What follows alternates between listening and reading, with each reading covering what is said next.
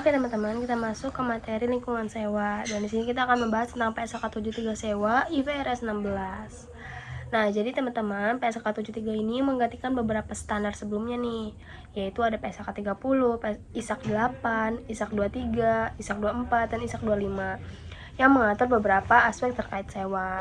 Nah, perubahan utamanya itu terdapat pada PSK 73 ini pada sisi penyewa atau lease. Nah, jika sebelumnya tuh terdapat perbedaan antara pelakuan sewa operasi dan sewa pembiayaan, kini sekarang tuh udah hampir seluruh transaksi tuh harus dilakuin dalam laporan keuangan sebagai aset hak guna atau right of use asset atau dan liabilitas sewa atau lease liability. Nah, dengan demikian laporan keuangan tuh dapat memberikan gambaran nih yang lebih lengkap mengenai kewajiban dan aset yang dimiliki oleh perusahaan. Nah, menurut PSK 73 kan hampir seluruh transaksi sewa yang dilakukan oleh penyewa itu harus dicatat sebagai sewa finansial. Namun nih terdapat pengecualian ya teman-teman. Jadi untuk sewa jangka pendek yaitu kurang dari 12 bulan dan aset bernilai rendah seperti ponsel, laptop, dan aset yang sejenis. Nah, transaksi tersebut tuh masih dapat dicatat sebagai sewa operasi. Nah, perubahan ini tuh membuat perusahaan harus mengakui nih aset hak guna dan liabilitas sewa di dalam neraca. Yang sebelumnya tuh enggak tercatat dalam neraca atau off balance sheet, kini tuh harus dicatat sebagai on balance sheet. Nah, hal ini tuh memengaruhi banget nih dalam berbagai resiko keuangan perusahaan seperti rasio utang, rasio pengembalian aset, dan rasio keuangan lainnya. Sekarang kita masuk ke ruang lingkup yang dikecualikan sewa PSK 73. Nah, teman-teman, PSK 73 ini tidak berlaku nih untuk semua jenis sewa. Jadi ada beberapa ruang lingkup yang dikecualikan. Seperti yang pertama tuh ada sewa yang berkaitan dengan kegiatan eksplorasi dan penambangan sumber daya alam. Yang kedua ada sewa aset biologis. Nah, yang ketiga ada perjanjian konsesi jasa. Dan yang keempat ya ada lisensi kekayaan intelektual yang diberikan oleh pesewa. Dan yang kelima tuh ada serta hak lisensi yang dimiliki penyewa atas film, rekaman video, hak paten, dan hak cipta. Nah, selain itu PSK 73 juga memberikan pilihan gitu yang bersifat opsional untuk diterapkan pada sewa aset tak berwujud lainnya yang tidak termasuk dalam kategori tersebut. Oke, kita masuk ke definisi dan klasifikasi sewa. Nah, untuk definisi sendiri teman-teman bisa baca di dalam PPT, yaitu kontrak atau bagian dari kontrak yang memberikan hak untuk menggunakan aset selama satu jangka waktu tertentu untuk dipertukarkan dengan imbalan. Nah, teman-teman, jadi sewa tuh dibagi menjadi dua ya, yaitu sewa pembiayaan dan sewa operasi. Nah, sewa pembiayaan sendiri itu sering terjadi ketika sebagian besar resiko dan manfaat kepemilikan aset berpindah kepada penyewa. Sedangkan sewa operasi adalah sewa yang hanya memberikan hak penggunaan aset sehingga resiko dan manfaat kepemilikan itu tetap pada pesewa. Jadi, perbedaan utamanya itu hanya terletak pada apakah resiko dan manfaat kepemilikan aset berpindah kepada penyewa atau tidak. Baik, kita masuk ke identifikasi sewa. Nah, di sini bisa teman-teman lihat, di sini ada flowchart ya. Jadi flowchart ini tuh digunakan untuk mengidentifikasi apakah suatu kontrak itu mengandung sewa atau tidak. Jadi yang pertama kita lihat apakah terdapat aset yang teridentifikasi. Nah, itu bisa lihat teman-teman lihat di paling atas. Nah, jadi misalnya jika ada selanjutnya kita periksa apakah pelanggan memperoleh manfaat ekonomi dari aset tersebut. Nah, setelah itu teman-teman lihat di bawahnya itu dilihat siapa yang memiliki hak untuk mengarahkan penggunaan aset. Jika pelanggan yang mengendalikan penggunaan aset, maka kontrak mengandung sewa. Lalu, namun jika belum dapat ditentukan, maka perlu dilihat nih apakah pelanggan memiliki hak mengoperasikan aset atau merancang aset tersebut sejak awal.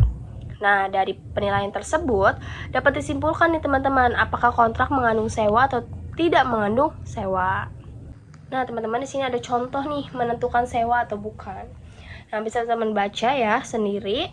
Nah, pada kasus ini tuh kontrak tuh mengandung sewa karena terdapat kapal yang sudah ditentukan sejak awal dan tidak dapat diganti oleh pemasok. Nah, selain itu juga, pelanggan memiliki hak untuk menentukan nih bagaimana kapal digunakan, seperti menentukan jenis kargo, jadwal pelayanan, dan tujuan pelabuhan. Nah, meskipun kapal dioperasikan dan dipelihara oleh pemasok nih, pelanggan tuh tetap mengendalikan nih penggunaan kapal selama masa kontrak. Lalu di next slide, di sini juga masih ada contoh. Nah, di sini tuh contohnya pada kontrak tidak memiliki sewa atau tidak mengandung sewa. Nah, karena di sini tuh pelanggan tuh nggak punya hak gitu untuk mengendalikan penggunaan server. Jadi, seluruh keputusan terkait tuh seperti pengoperasian, konfigurasi, hingga penggantian server dilakukan oleh pemasok. Nah, makanya kontrak ini tuh lebih tepat dikategorikan sebagai kontrak jasa ya, bukan kontrak sewa. Seperti itu, teman-teman. Semoga bisa dipahami. Oke teman-teman, kita masuk ke akuntansi bagi list. Jadi di sini ada akuntansi bagi list menurut PSAK 73. Nah, list itu adalah pihak yang memperoleh hak untuk menggunakan aset pihak lain atau lessor selama periode tertentu dengan imbalan pembayaran sewa.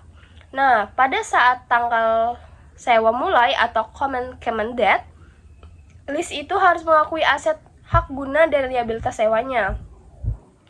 Nah, liabilitas sewa sendiri itu diukur berdasarkan nilai kini dari pembayaran sewa yang akan dilakukan, termasuk pembayaran sewa tetap, pembayaran variabel tertentu, dan opsi pembelian jika akan digunakan, serta penalti penghentian sewa jika ada.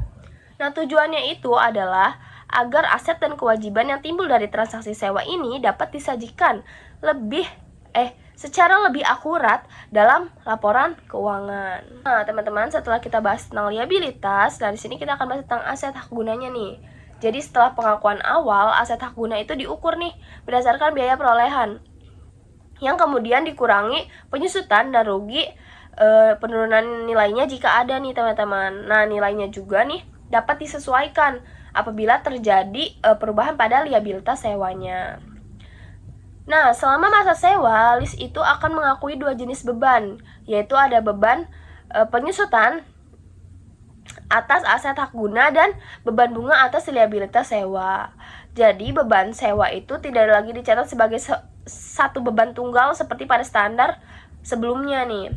Sementara itu ya, teman-teman, liabilitas sewa itu diukur dengan metode biaya perolehan diamortisasi, yaitu nilainya tuh akan bertambah nih karena beban bunga dan berkurang ketika pembayaran sewa dilakukan. Di sini ada contoh jurnalnya ya, teman-teman. Dan di sini ada yang pertama itu ada jurnal pengakuan awal. Jadi di sini tuh list tuh mengakui adanya aset hak guna di sisi aset dan liabilitas sewa di sisi kewajiban.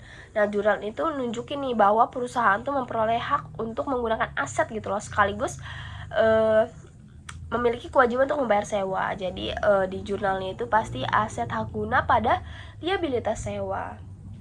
Lalu jurnal yang kedua, di situ ada saat pembayar sewa. Jadi ketika pembayaran dilakukan, liabilitas sewa di debit karena kewajiban perusahaan berkurang, kemudian beban bunga di debit untuk mencatat biaya bunga atas sewa, dan kas di kredit karena terjadi pengeluaran uang.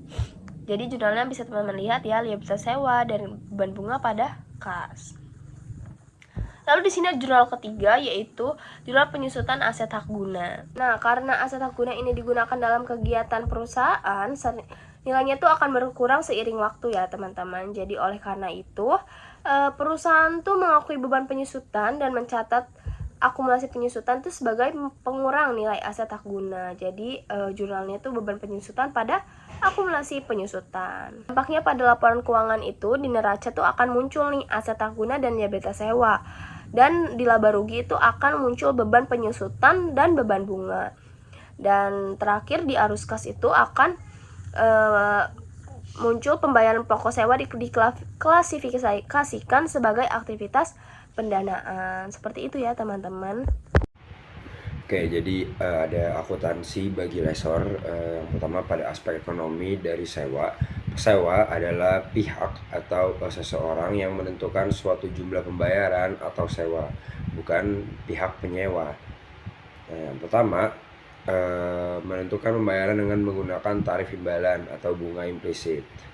Nah, selanjutnya, mempertimbangkan kemampuan pihak penyewa, lalu menentukan lamanya masa sewa, dan juga menentukan status nilai sisa atau dijamin versus tidak dijamin. Jadi pesewa ini bisa melakukan beberapa hal yang tadi saya sebutkan. Jadi dia bisa mempertimbangkan kemampuan dari pihak-pihak penyewa, lalu juga dia yang menentukan lamanya masa sewa gitu, dan juga dia juga bisa menentukan status nilai sisa gitu. Jadi dijaminkan atau tidak dijaminkan gitu.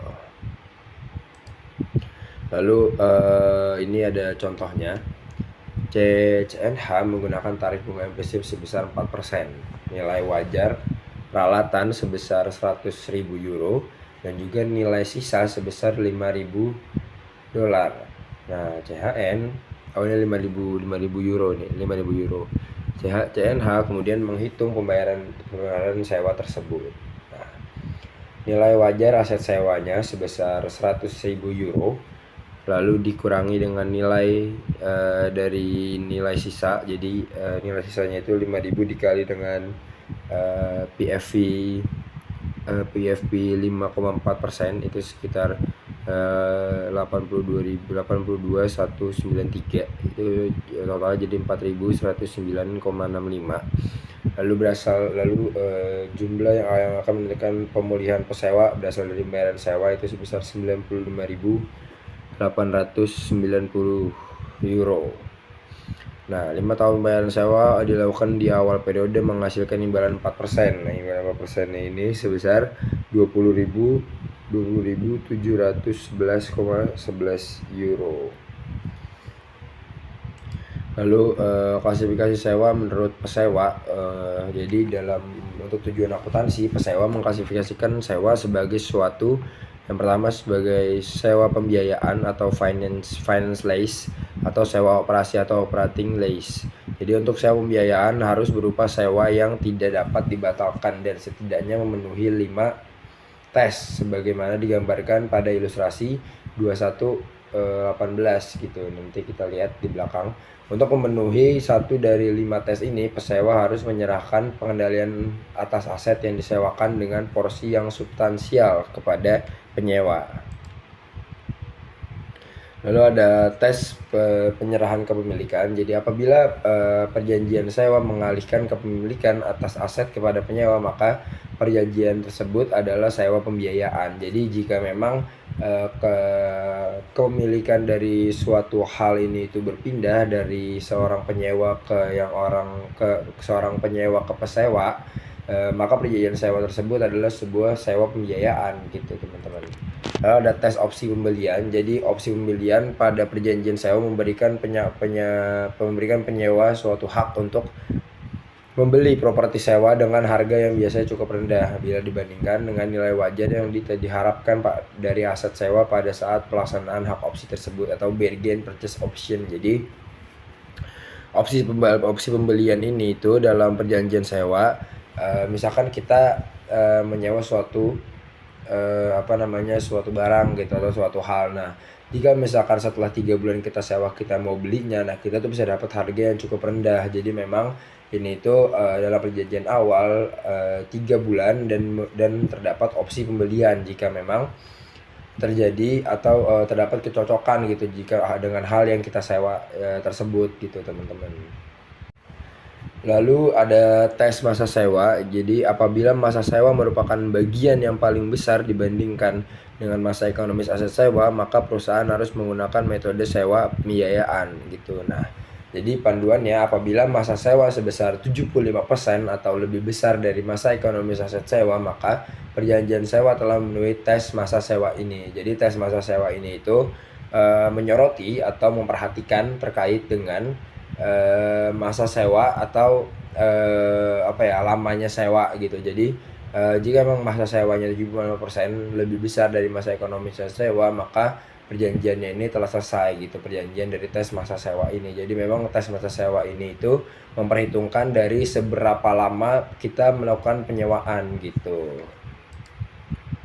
Lalu ada tes nilai kini. Jadi apabila nilai kini dari pembayaran sewa secara substansial mendekati nilai wajar aset, maka penyewa harus menggunakan metode sewa pembiayaan. Jadi panduannya adalah apabila nilai kini dari pembayaran sewa sama dengan atau lebih dari 90% nilai wajar dari aset sewa, maka penyewa harus menggunakan metode sewa pembiayaan gitu. Jadi Kalau misalkan tes nilai kini ini itu juga sama, jadi menyoroti dari pembayaran sewa itu lebih dari 90% dari nilai wajarnya atau tidak. Jadi kalau misalkan memang lebih dari 90%, maka penyewa itu harus menggunakan metode sewa pembiayaan gitu. Lalu kita lanjut, klasifikasi sewa menurut pesewa itu ada pengukuran dan perjanjian akuntansi. Untuk jenis sewa berjenis penjualan atau sales type lease itu yang pertama ada akun pesewa. Untuk perjanjian sewa perlakuannya mirip dengan penjualan aset. Lalu pesewa secara umum mencatat piutang sewa atau lease receivable dan mengeliminasi aset sewa. Lalu piutang sewa dihitung sebagai berikut. Jadi lease receivability atau piutang sewa sama dengan present value of rental payment ditambah present value of granted and ungranted residual value. Jadi piutang sewa ini itu ya jika memang kita menyewakan dan dibayarnya adalah nanti gitu. Tapi kalau misalkan disajikan ya itu akun pesewanya ini, perjanjian sewa ini itu dilakukannya mirip dengan penjualan aset. Jadi memang kalau misalkan ada orang nyewa aset kita, jadi kita harus mencatatnya juga seperti penjualan aset gitu. Jadi aset kita berkurang. Nah, ini sekarang ada contoh sederhana dari sales type lease. Jadi PT ABC menyewakan mesin kepada PT XYZ dengan ketentuan yang pertama, nilai wajar mesin sebesar 100.000, lalu harga per mesin 80 juta. Lalu masa sewa sebanyak 5 tahun, masa ekonomis mesin sebanyak 5 tahun, pembayaran sewa dilakukan setiap tahun. Nah, mengapa termasuk sales type lease? Jadi yang pertama, masa sewa sama dengan masa ekonomis aset. Lalu penyewa menggunakan hampir seluruh manfaat aset. Nah, jadi ada pencatatan pada pesewanya itu di jurnalnya ada piutang sewa pada pendapatan penjualan sebanyak 100 juta. Lalu ada harga pokok penjualan sebesar 8 juta pada persediaan atau mesin itu 80 juta. Ini jadi berdasarkan dari harga perlahan mesinnya tadi seperti di soal 80 juta di atas. Lalu ini ada contoh kasih pesewa atau nilai sisa dijamin. Jadi pada contoh Yanho atau CNH, Yanho menjamin nilai sisa sebesar 5.000 euro. Untuk menghitung jumlah yang dilindungi tersebut, maka nilai kini dari nilai sisa dikurangkan dari nilai kini alat berat backhoe. Ilustrasi 21.26 menunjukkan perhitungan tersebut. Nah, ini ada fair value of lease equipment sebesar 100.000. Nah, ini tuh sebenarnya berdasarkan perhitungan yang tadi ya teman-teman yang kita lihat di tengah. Jadi ini tuh fair value of lease equipment-nya 100.000, lalu kita menghitung dari sisanya tadi present value-nya sekitar segitu gitu. Nah, ini bisa kalian lihat di sini. Nah, lalu di sini ada klasifikasi pesewa menurut pesewa atau nilai sisa dijamin. Jadi pada kasus ini terdapat sedikit kepastian bahwa bagian nilai sisa aset yang tidak dijamin telah terjual. Nah, pesewa mengakui pendapatan penjualan dan harga pokok penjualan hanya untuk bagian aset yang jaminannya dapat diyakini. Jadi pesewa itu mengakui pendapatan penjualan dan harga pokok penjualan hanya untuk bagian aset yang memang jaminannya itu bisa diyakini gitu. Jadi orang yang menyewa itu memberikan jaminan yang bisa diyakinkan gitu.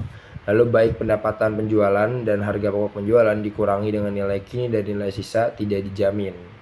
Lalu laba kotor yang dihitung akan tetap sama jumlahnya pada kondisi nilai sisa dijamin. Jadi kurang lebih seperti itu terkait dengan pesewa dan juga nilai sisa dijamin. Teman-teman, pada slide ini dijelaskan mengenai akuntansi pesewa pada sewa operasi.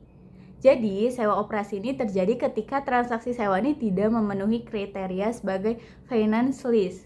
Dalam kondisi ini, aset yang disewakan tetap menjadi milik pesewa, sehingga tetap dicatat dalam laporan keuangan pesewa. Nah, karena aset ini masih dimiliki oleh pesewa, aset tersebut nih tetap disusutkan selama masa manfaatnya. Selain itu, pesewa juga mengakui pendapatan sewa secara berkala selama masa sewa berlangsung. Jadi meskipun aset ini digunakan oleh pihak lain, hak kepemilikannya dan pencatatannya tetap berada pada pesewa. Di sini sebagai contohnya, PT ABC menyewakan sebuah gedung nih kepada PT XYZ selama 3 tahun. Kalau dari sisi pesewa yaitu PT ABC, gedung ini tetap dicatat sebagai aset perusahaan karena kepemilikannya tidak berpindah. Selama masa sewa, PT ABC ini mengakui pendapatan sewa setiap periode sesuai perjanjian yang telah dibuat. Selain itu, gedung tersebut juga tetap disusutkan sesuai masa manfaatnya.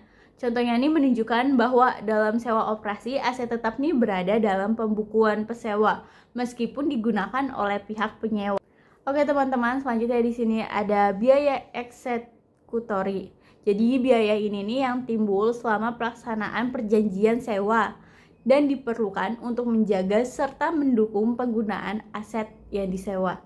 Contohnya nih meliputi biaya asuransi, pajak bumi dan bangunan atau PBB, biaya keamanan dan biaya pemeliharaan aset. Nah, dalam akuntansi sewa nih apabila biaya eksekutori termasuk dalam pembayaran tetap sewa, maka biaya tersebut nih diperhitungkan dalam pengukuran liabilitas sewa. Namun, apabila biaya tersebut dibayarkan langsung oleh pesewa kepada pihak ketiga, biaya tersebut nih tidak menjadi bagian dari liabilitas sewa dan langsung diakui sebagai beban pada saat terjadinya. Jadi perlakuan ini nih dilakukan agar kewajiban sewa yang dicatat mencerminkan kondisi ekonomi yang sebenarnya. Oke teman-teman, selanjutnya di sini ada pembayaran dan intensif sewa. Jadi pada awal masa sewa, penyewa ini perlu melakukan penyesuaian terhadap nilai aset, hak pakai atau right of use asset. Jadi penyesuaian ini bertujuan agar nilai aset ini mencerminkan seluruh biaya yang berkaitan dengan perolehan hak penggunaan aset selama masa sewa. Adapun beberapa faktor yang mempengaruhi nilai aset hak pakai. Yang pertama, pembayaran sewa di muka ini akan menambah nilai aset hak pakai. Sedangkan kalau intensif sewa yang diberikan pesewa akan mengurangi nilai aset tersebut. Selain itu, beban langsung awal juga menambah nilai aset hak pakai. Dengan adanya penyesuaian ini, aset hak pakai dapat mencerminkan biaya perolehan yang sebenarnya dan memberikan informasi yang lebih akurat dalam laporan keuangan.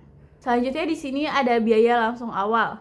Jadi biaya langsung awal ini biaya tambahan yang timbul secara langsung karena adanya perjanjian sewa dan tidak terjadi apabila kontrak sewa tidak dibuat.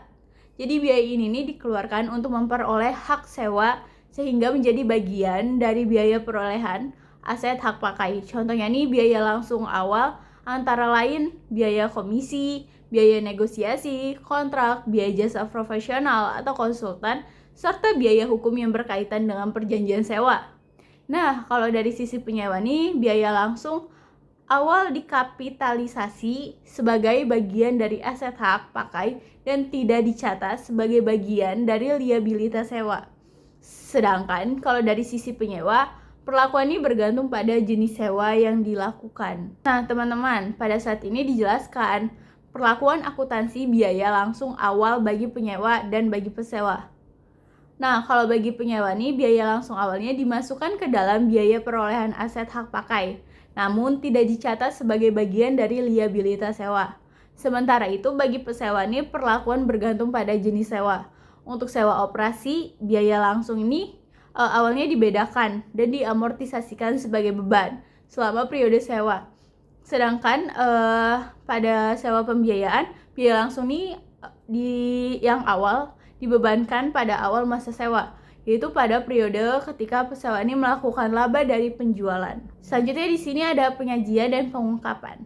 Jadi informasi mengenai sewa ini harus disajikan dalam laporan keuangan secara jelas dan terpisah nih agar mudah dipahami oleh pengguna laporan keuangan.